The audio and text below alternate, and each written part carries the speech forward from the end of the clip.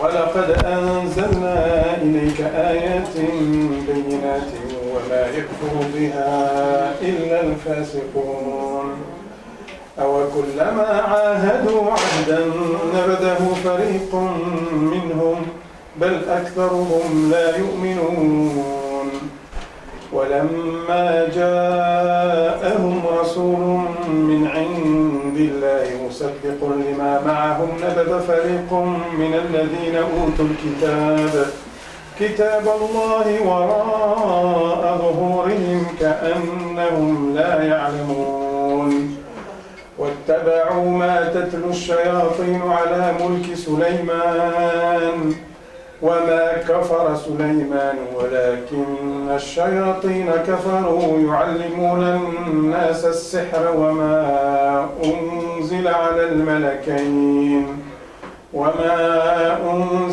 الملكين ببابل هاروت وماروت وما يعلمان من أحد حتى يقولا إنما نحن فتنة فلا تكفر فيتعلمون منهما ما يفرقون به بين المرء وزوجه وما هم بضارين به من أحد إلا بإذن الله ويتعلمون ما يضرهم ولا ينفعهم ولقد علموا لمن اشتراه ما له في الآخرة من خلاق ولبئس ما شروا به أنفسهم لو كانوا يعلمون صدق الله.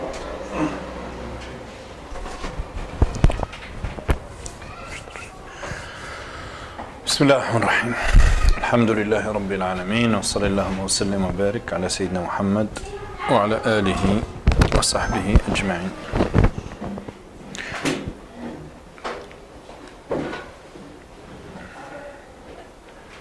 Aujourd'hui, on va essayer de faire l'exégèse de ce paragraphe coranique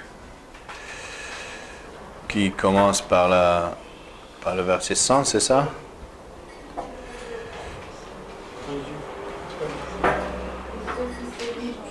Ah, kullama ahadu, oui, donc 100, 101. 102. Voilà.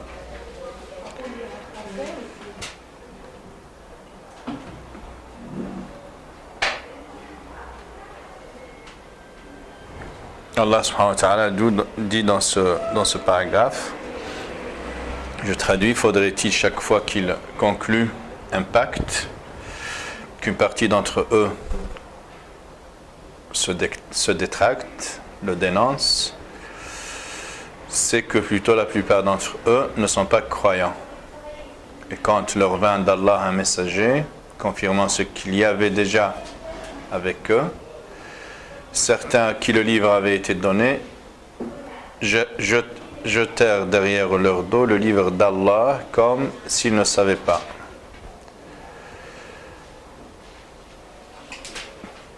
Et ils suivirent ce que les diables et Satan racontent contre le règne de Sulayman, alors que Sulayman n'a jamais été mécréant, mais bien les Satans, les diables.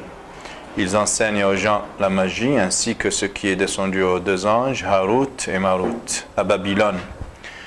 Mais ceux-ci, les deux anges, n'enseignaient rien à personne, sans lui dire, d'abord, nous ne sommes rien qu'une tentation.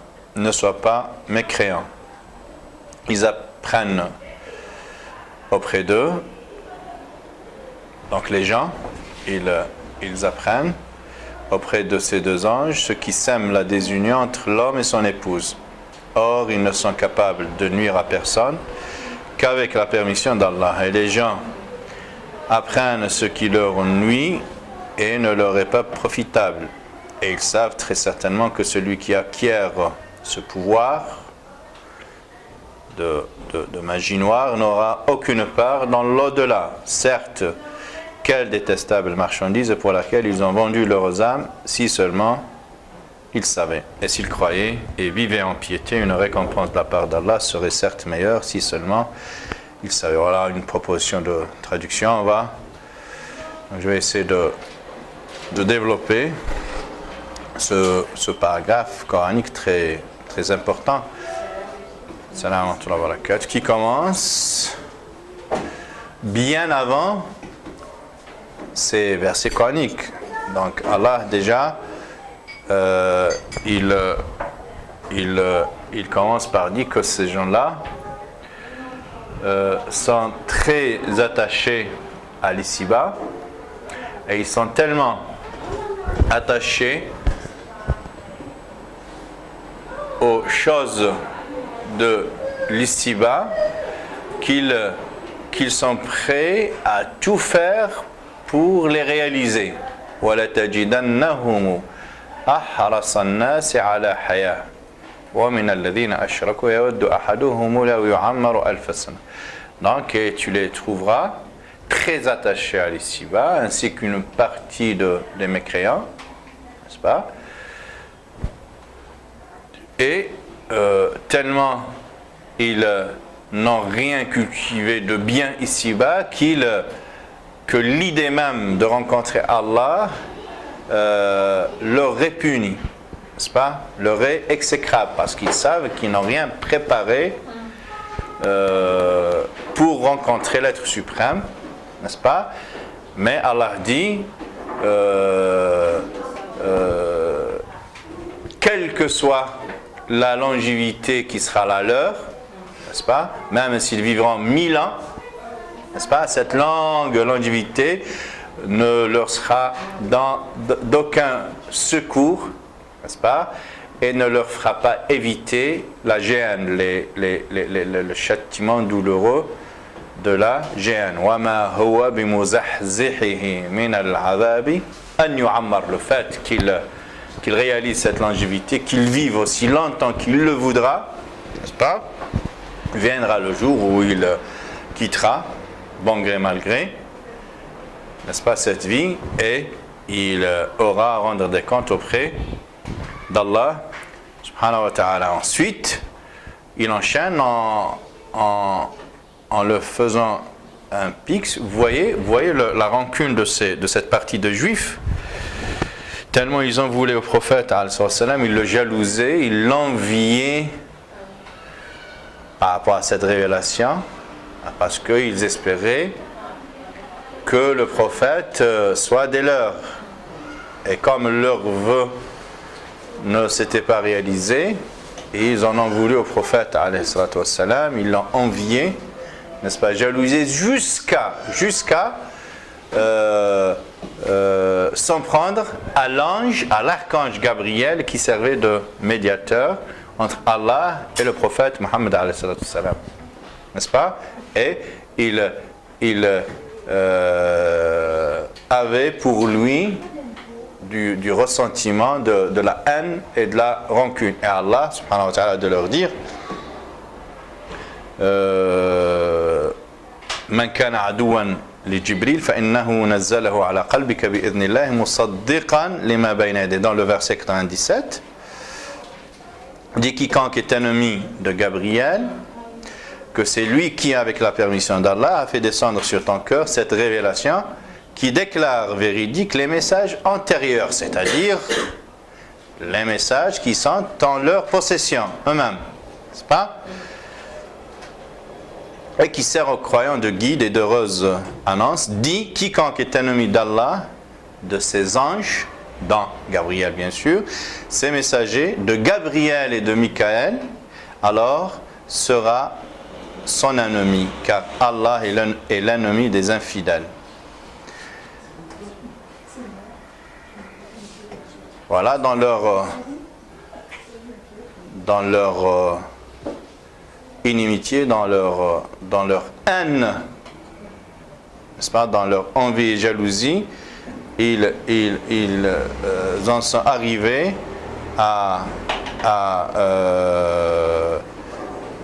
critiquer Jibril et lui reprocher le fait d'être le médiateur entre Allah subhanahu wa ta'ala et le prophète Mohammed alayhi salatu wassalam.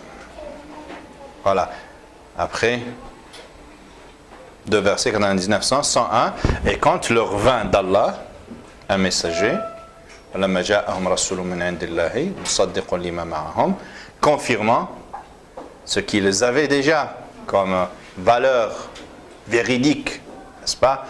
Le prophète n'a rien prêché sinon des valeurs qui étaient déjà en possession de ces juifs, de ces gens de livres en général et des juifs en particulier qui étaient plus avertis en matière de connaissance, n'est-ce pas, de la sagesse pérenne que les autres. Ils délaissèrent derrière eux ce livre qu'ils attendaient, n'est-ce pas? Et quand tu délaisses la vérité, fatalement, tu dois, ton âme, l'âme, elle est toujours opérationnelle. Si on ne la fait pas fonctionner sur le mode de la vérité, elle fonctionnera sur le mode de l'erreur, de la méchanceté.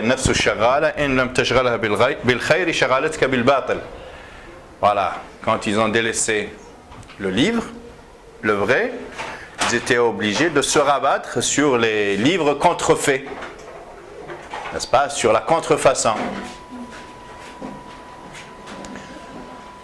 Voilà, et ils ont commencé à diffuser, à colporter des rumeurs pour manipuler le grand peuple, n'est-ce pas, en disant du mal de Sulayman, comme quoi tout ce royaume ne lui était pas possible s'il n'avait pas pratiqué la magie, pour qu'il soit en mesure de dompter, de domestiquer les djinns, les ins, les oiseaux, pour qu'il puisse avoir ce royaume immense. Obligatoirement, il aurait dû, il a dû passer par la pratique de la magie noire, n'est-ce pas?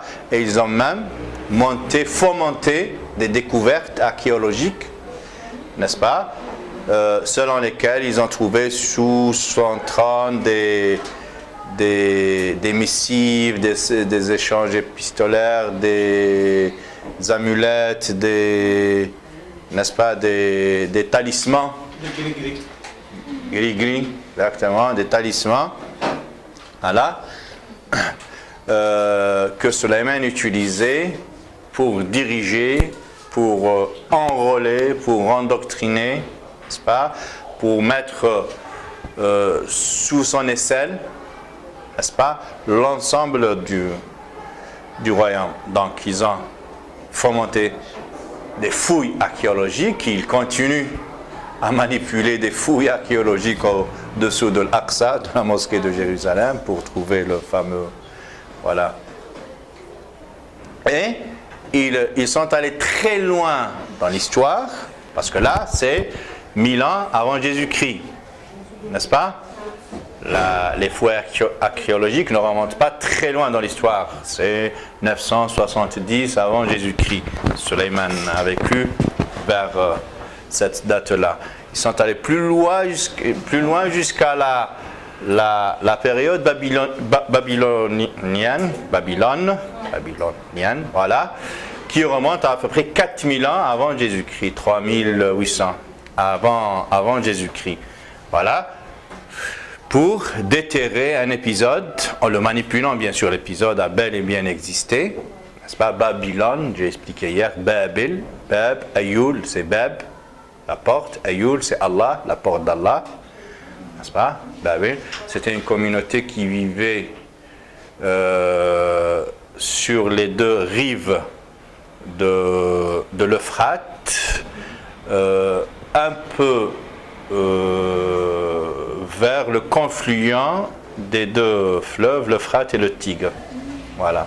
Donc entre les deux, mais plutôt vers le croisement de ces deux fleuves. Donc c'était la civilisation babylonienne. Voilà, une civilisation très pieuse, très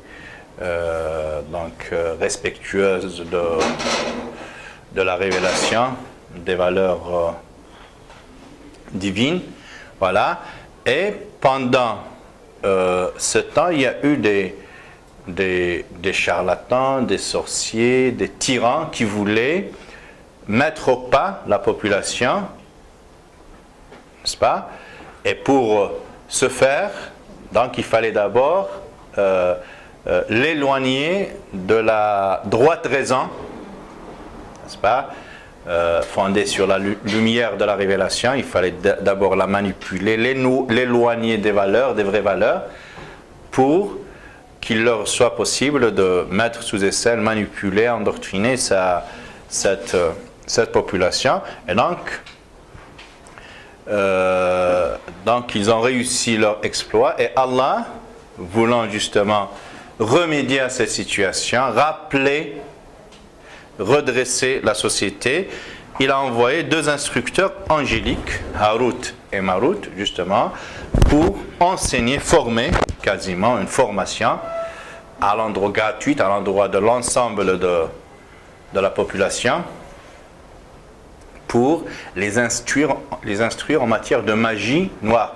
Pas pour qu'ils l'utilisent dans une perspective de manipuler l'autre, de l'instrumentaliser pour des visées maléfiques, non, mais bien plutôt juste pour déjouer la sorcellerie, c'est pas, les manipulations, les machinations des tyrans et de leurs sbires et de leurs charlatans, n'est-ce pas? Voilà. Donc Allah nous dit que cette partie des Juifs, pourquoi je dis cette partie? Nabadha fariqun min alladhina utul kitaba kitab Allah. Donc, et lorsque leur vint un prophète avec un livre qui confirme ce qu'ils avaient déjà comme valeur, une partie des gens du livre, une partie, c'est l'objectivité coranique, c'est très important. Jamais le Coran ne généralise. Donc, le Coran a un remède contre l'égocentrisme déjà et l'ethnocentrisme. Il n'y a pas une ethnie supérieure à une autre, sinon par le degré de piété, par le goût de l'effort, par la moyenne spirituelle et intellectuelle, n'est-ce pas? Voilà, par l'adoption du convenable, le pourchas du blâmable, le fait de porter en soi la vraie foi, ce sont les critères à l'aune desquels Allah mesure la valeur d'une culture, d'une civilisation, d'une umma. N'est-ce pas? Il n'y a pas dans l'absolu une umma qui soit supérieure à une autre. D'où justement cette relativisation. Je me délecte à vous rappeler cette idée. Ce n'est pas la première fois que je le dis, ça, c'est la dernière fois. Et c'est le Coran, c'est même pas moi. Nabadha fariqan min alladhina utul kitab, kitab Allah. Fariq, toujours une partie. Fariq, c'est une équipe, si on veut. Voilà, une partie des gens du livre ont rejeté la vraie religion pour en fomenter une autre contrefaite. N'est-ce pas? Notre religion contrefaite, l'œuvre des shayatins, dit le Coran. Les shayatins sont, ils font partie des hommes et des djinns aussi, n'est-ce pas? Lesquels shayatins ont manipulé l'histoire, ont prétendu avoir fait des fouilles archéologiques concernant Salomon et les 2 anges Harut et Marut. Donc 2 dates différentes, 2 épisodes différents, n'est-ce pas? Pour dire aux gens que depuis le temps, la magie a existé, elle est légitime, n'est-ce pas? Et on peut l'utiliser, on peut la pratiquer. La preuve que les 2 anges, que Salomon d'abord l'a pratiqué, les 2 anges l'avaient bel et bien pratiqué. Je termine juste cette idée. Donc Allah a envoyé ces 2 anges, ces 2 enseignants angéliques pour former les gens, leur apprendre les techniques de la sorcellerie, de la magie noire, en vue, n'est-ce pas, de se défendre et de ne pas se laisser manipulés par les charlatans et par les sorciers. Mais à chaque fois que ces deux anges formaient une personne, ils prenaient sur elle un engagement. Ils lui faisaient signer un cahier de charges. Innama nahnu fitnatun fala takfur. D'accord? Voilà, c'est clair. Ouais.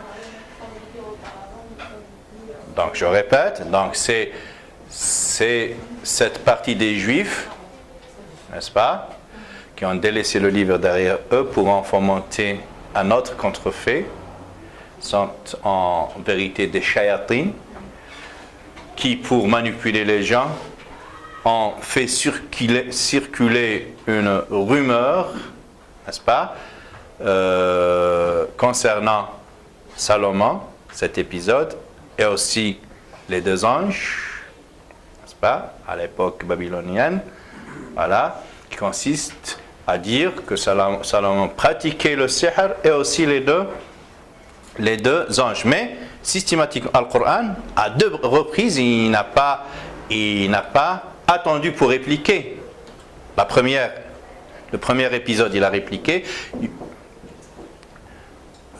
واتبعوا ما تتلو الشياطين على ملك سليمان وما كفر سليمان ولكن الشياطين كفروا يعلمون الناس السحر. Et en vérité, c'est faux. Cette rumeur qu'ils font circuler, elle est fausse. Sulayman n'a pas renié sa foi. On reviendra sur ce point, c'est très important. Mais ce sont les shayatins, ces shayatins juifs, qui ont mécru, n'est-ce pas, en pratiquant la magie et en apprenant aux gens, justement, la sorcellerie et la magie noire. Donc, vous voyez, cette égalité établie par le Coran, à deux reprises, à trois reprises, on va le voir, entre le kufr et le sihr. Donc, cette égalité entre le kufr, c'est-à-dire la mécréance, et le sihr, la pratique de la sorcellerie. Et il passe de l'un à l'autre le Coran parce qu'il y a une égalité. C'est comme si dans le dictionnaire coranique, sihr, la sorcellerie, son synonyme, n'est-ce pas, c'est la mécréance. N'est-ce pas? Donc il est وَاتَّبَعُوا مَا تَتْلُو الشَّيَاطِينُ عَلَى مُلْكِ سُلَيْمَانَ وَمَا. Mais donc shayatin, ils ont fait circuler cette rumeur de la sorcellerie.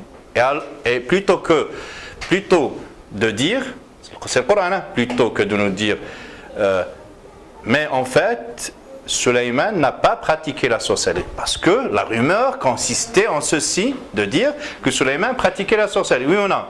Normalement, pour réfuter la rumeur, on aurait eu droit à cette réponse. Non, Sulayman n'a pas pratiqué la sorcellerie. Mais qu'est-ce qu'il a dit à la place de Salih al-Salim? Wa ma kafara. Sulayman n'a pas renié sa foi, parce que c'est du pareil au même.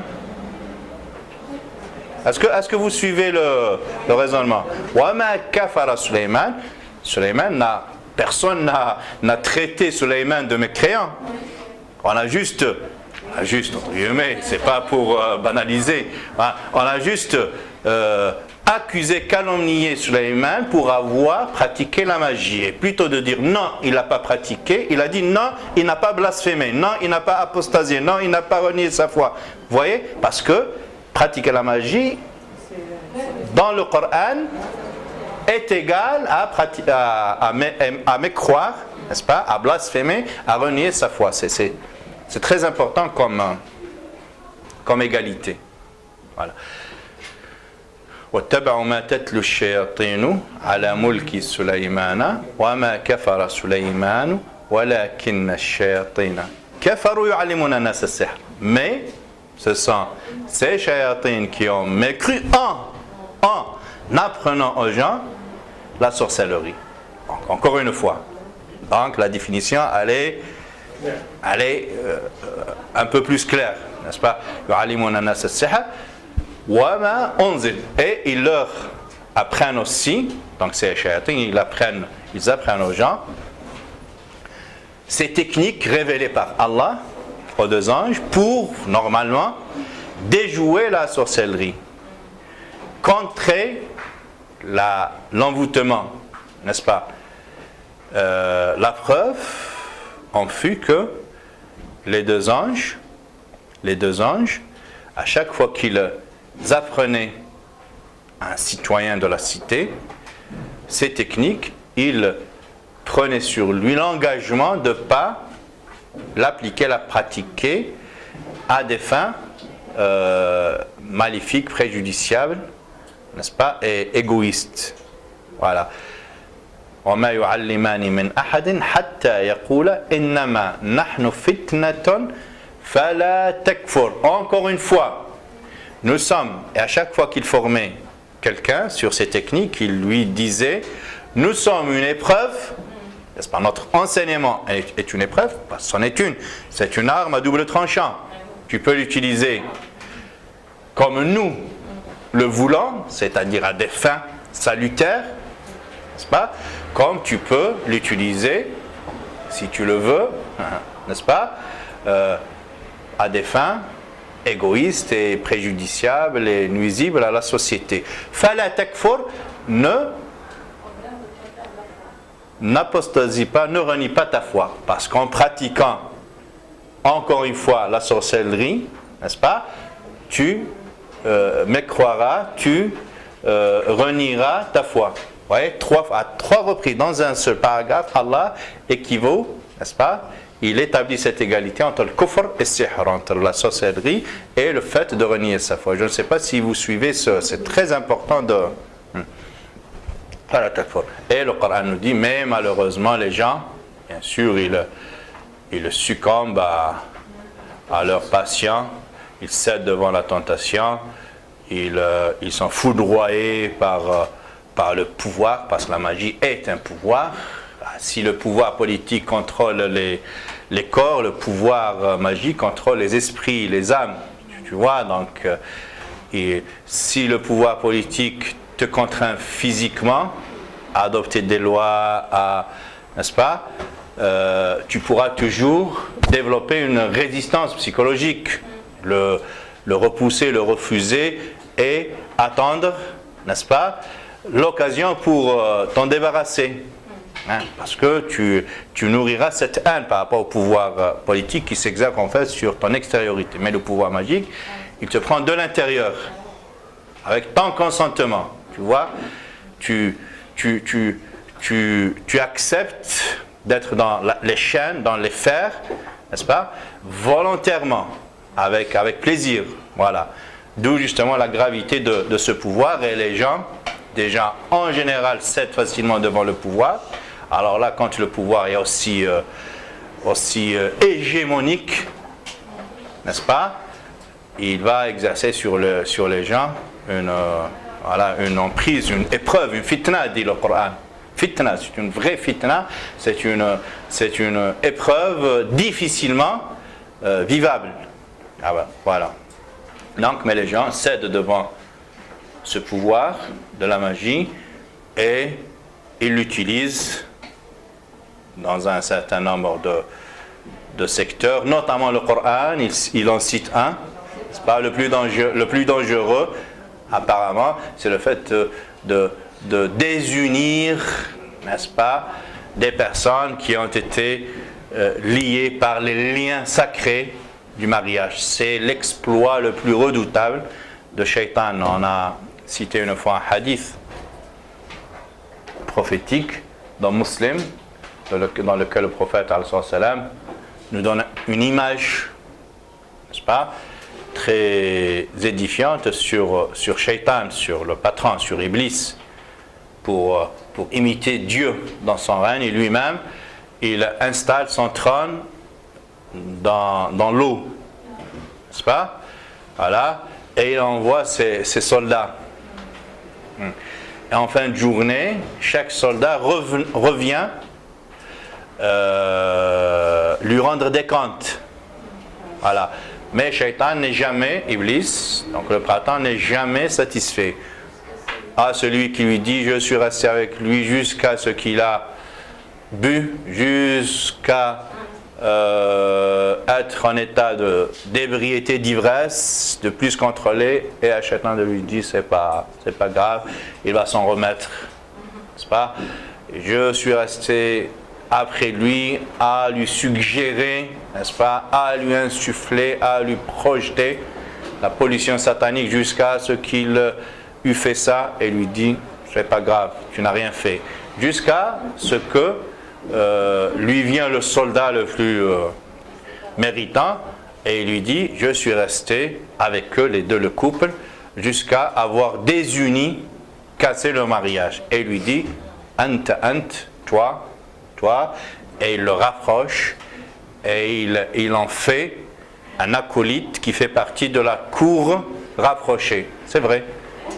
Il fera partie de ses convives, n'est-ce pas, de son QG, de son quartier général, parce qu'il a réalisé un méfait, n'est-ce pas, un péché générateur d'autres, parce qu'il y a des péchés qui se suffisent à eux-mêmes. N'est-ce pas? Tu fais pas ta prière, c'est grave, certes, mais c'est entre toi et Allah. N'est-ce pas? Plein de péchés comme ça, tu les fais, c'est entre toi et Dieu. Combien même c'est grave, c'est rattrapable. Donc Allah. Mais côté familial, tu n'éduques pas tes enfants. Tu divorces avec ton épouse. Tes enfants ne sont pas bien pris en charge. Côté éducation, donc au lieu d'être des éléments de construction, des éléments n'est-ce pas, ils deviennent des massues de destruction. Voilà. Et toi, combien même tu te repentiras, n'est-ce pas, tu excelleras dans la spiritualité, ça y est, le mal est fait, tes enfants, eux, ils continueront à sévir contre la société, à produire les effets néfastes et préjudiciables pour la société. D'où justement le plaisir de Shaitan et son état d'extase, on va dire, de satisfaction suprême lorsqu'il voit une famille éclatée, désunie, parce qu'après c'est la porte ouverte à tous les vices, à tous les péchés, à tout. Voilà. Et il enchaîne le Coran, et de toute façon, ils apprennent auprès d'eux ce qui leur est préjudiciable et point ce qui leur est profitable. N'est-ce pas? وَيَتَعَلَّمُونَ مَا يَضُرُّهُمْ وَلَا يَنْفَعُهُمْ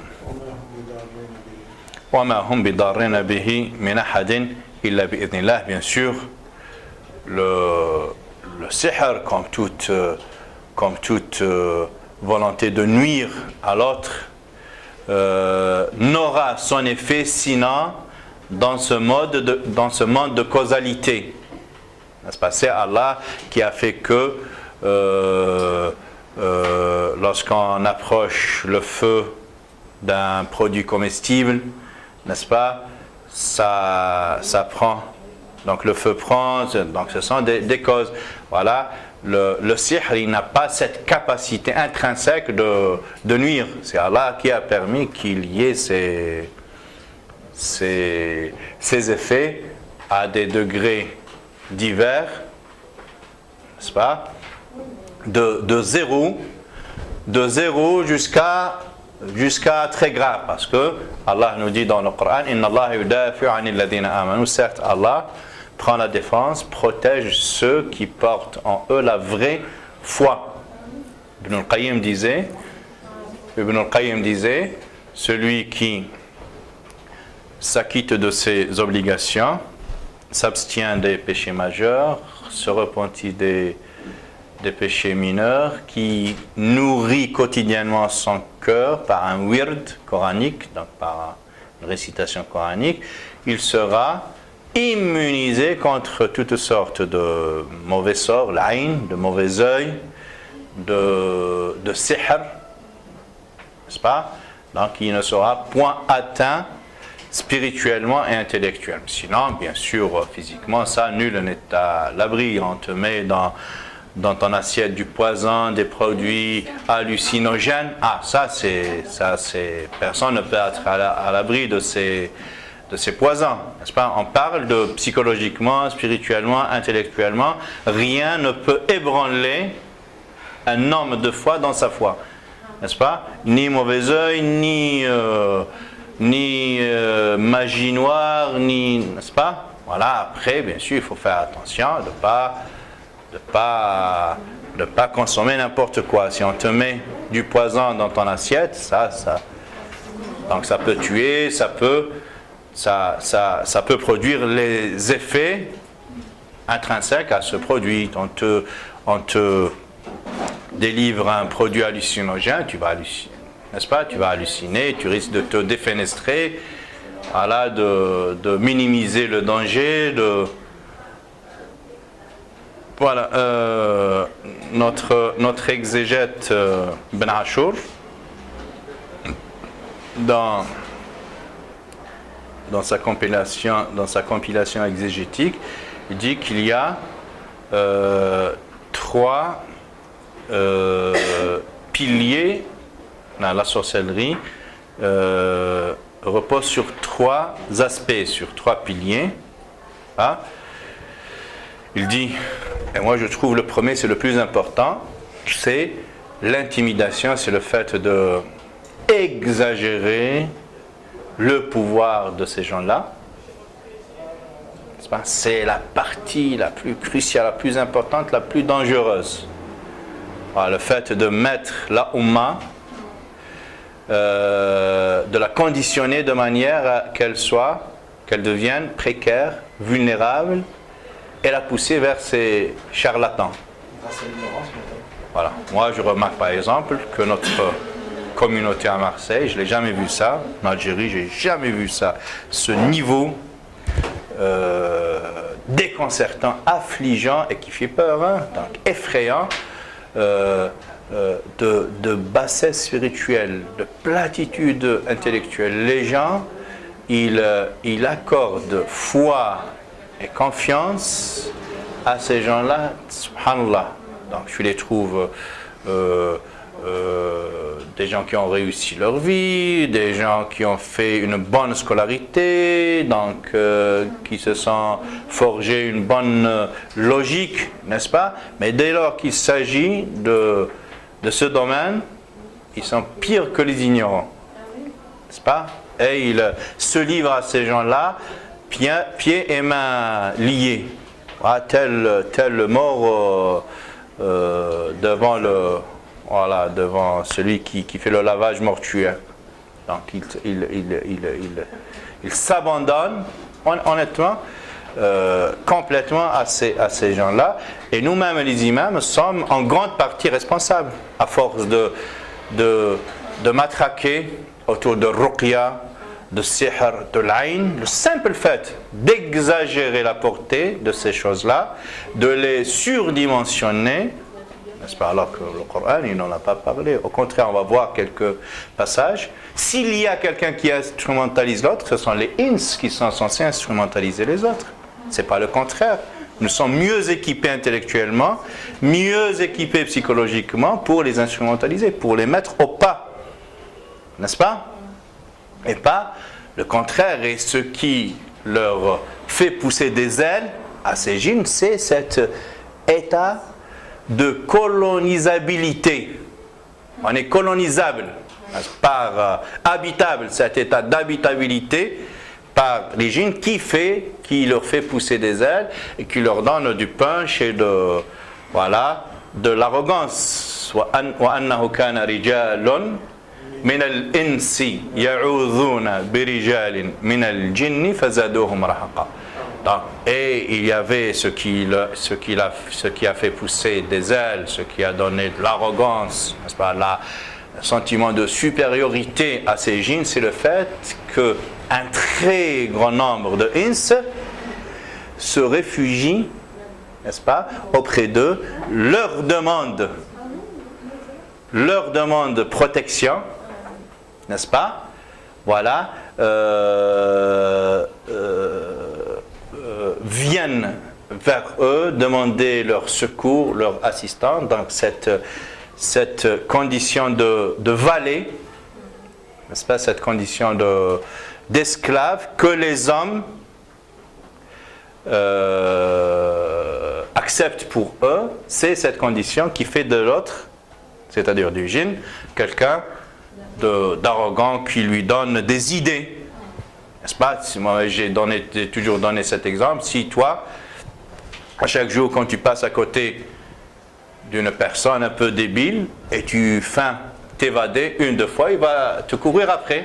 Voilà, même si le pauvre, il était là à faire la manche, mais à chaque fois tu passes à côté et tu fais comme si tu as peur de lui, tu prends la fuite, une, deux, trois fois, il va te courir après. Tu viens ici. Il va commencer à te donner des gifles.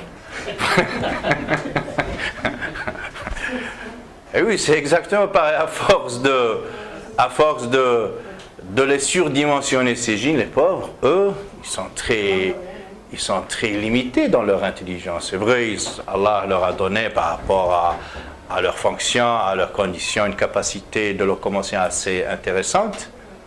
Mais même ça, n'est-ce pas, on a réussi, nous, à travers toute notre technologie, à les égaler, hein, peut-être les dépasser un jour. Cette vitesse ultrasonique qui dépasse la vitesse du son et tout ça, on peut les dépasser, même sur ce que était à l'origine un privilège, n'est-ce pas, un atout pour eux. C'est dire que eux-mêmes, dans les avantages qui sont les leurs, ils peuvent pas les dépasser. Allah les a créés comme ça et ils n'ont pas une capacité de transcender leurs conditions de djinn. Mais nous, Allah nous a débridés par le haut et par le bas.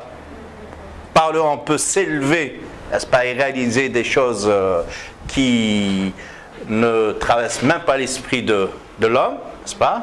Voilà. Et par le bas aussi, on peut réaliser des exploits, voilà, à rivaliser avec les shayatines eux-mêmes. Donc, on est débridé des deux côtés. Ils n'ont pas de science, ils n'ont pas de science. Science très limitée, voilà, qui colle à leurs besoins, à leurs, voilà, pas plus que ça, très borné, très. Contrairement à l'homme, à qui Allah a fait prosterner les anges et il lui a donné cette capacité infinie de savoir. Allama Adam al-asma'a kullaha. Donc il lui a donné la possibilité de tout savoir. De sa perfectibilité, elle est sans borne.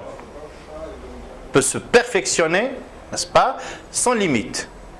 Voilà. Contrairement aux djinns qui ont un plafond. Même les anges, ils ont leur plafond. D'où justement la démonstration, je l'ai dit une fois ou plusieurs fois, la démonstration faite par Allah à l'endroit des anges qui s'étaient posé la question sur Adam et sa valeur. Allah, de leur démontrer, c'est pas la configuration qui était celle de Adam. Voilà. Oh, toi Adam, dis-leur voilà, dévoile leur prénom, ta capacité n'est-ce pas, de mettre des mots sur des choses, sur des combinaisons de choses, sur des idées, sur des combinaisons d'idées de choses, tu vois, quelle que soit la complexité de la situation, Adam a la possibilité, donc ses enfants ont la possibilité de penser, donc de mettre des mots, donc de penser, n'est-ce pas? Voilà, de faire dans l'abstraction. Ils n'ont pas besoin de la chose pour parler de la chose, n'est-ce pas? Contrairement aux autres créatures, pour dire je veux la montagne, il faut qu'il aille jusqu'à la montagne et mettre le doigt dessus pour voilà. Mais l'homme, il a cette capacité d'exprimer les idées les plus abstraites. Cette capacité d'abstraction, elle est exclusivement adamique, n'est-ce pas? Voilà. Et les anges n'ont pas cette capacité d'accumuler le savoir, de synthétiser, de le perfectionner. Allah leur donne un savoir, il le grave en eux, comme on grave le BIOS d'une machine, n'est-ce pas? Et chacun portera en lui les informations dont il a besoin pour accomplir sa fonction et pas plus. Et eux-mêmes ils disent, quand ils ont vu fonctionner Adam, cette machine adamique, ils ont dit Subhanak la ilma lana illa ma allamtana.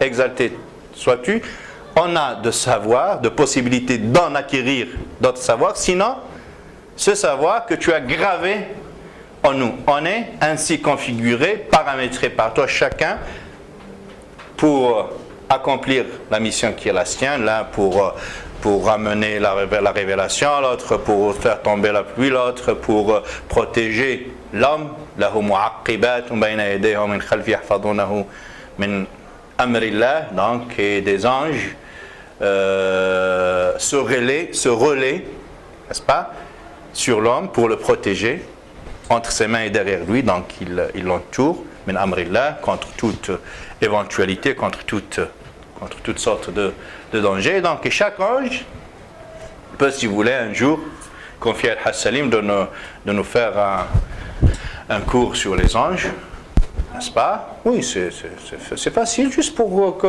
connaître la fonction, n'est-ce pas, telle qu'elle a été définie dans le Coran. On ne va pas aller philosopher, hein?